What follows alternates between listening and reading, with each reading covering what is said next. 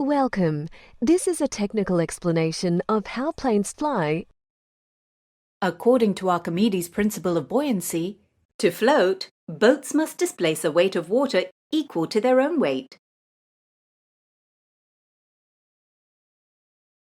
According to Newton's second law of motion, force equals mass times acceleration. Gravity is on both sides of the equation, so cancels out. And therefore, to float, boats must displace a mass of water that is equal to their own mass.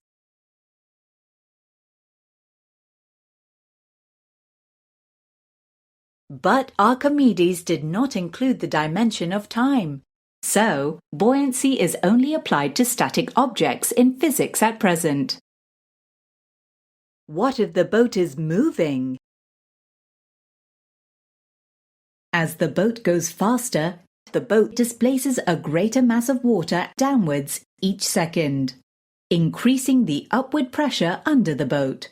This increases the buoyancy force generated and pushes the boat upwards.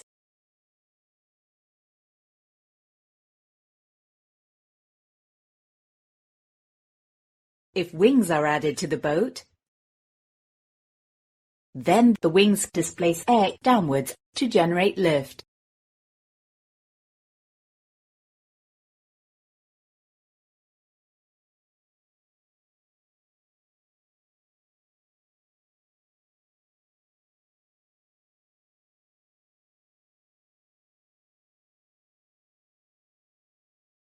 In summary, wings with a positive angle of attack accelerate a mass of air downwards to create a downward force. In this example, the Harrier exerts a downward force equal to 10,000 newtons, which displaces 10,000 kilograms of air each second. The equal and opposite force pushes the airplane up.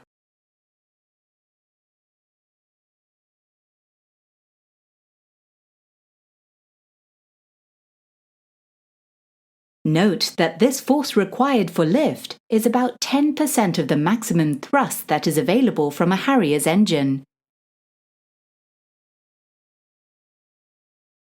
This new theory explains how aircraft can fly with thrust-to-weight ratios of less than 1.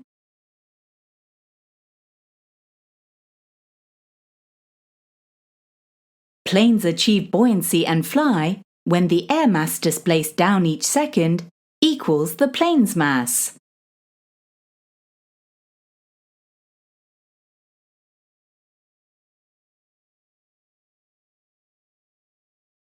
Critically, the Harrier pushes air down. In turn, this will push air up elsewhere. So, force and energy is used to circulate the air.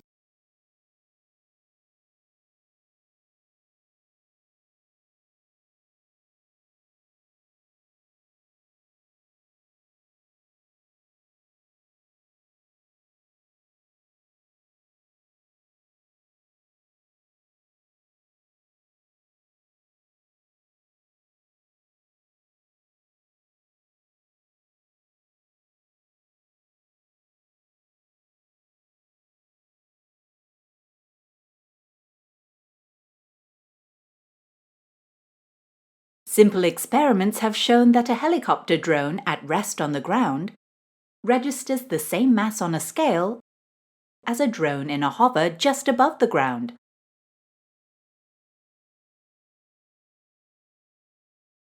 To achieve buoyancy and fly, helicopters only need to displace a mass of air downwards each second that is equal to their own mass.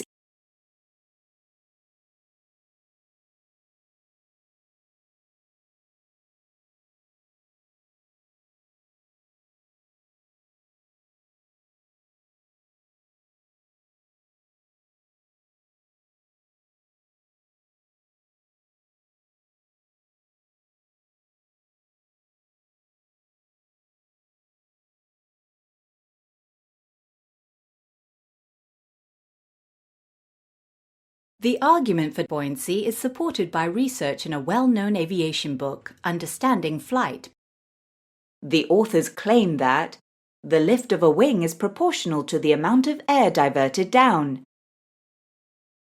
So how much air is accelerated down? We did the calculation for a 250-ton airplane at 35,000 feet, and it's diverting about its own weight per second to keep in the air.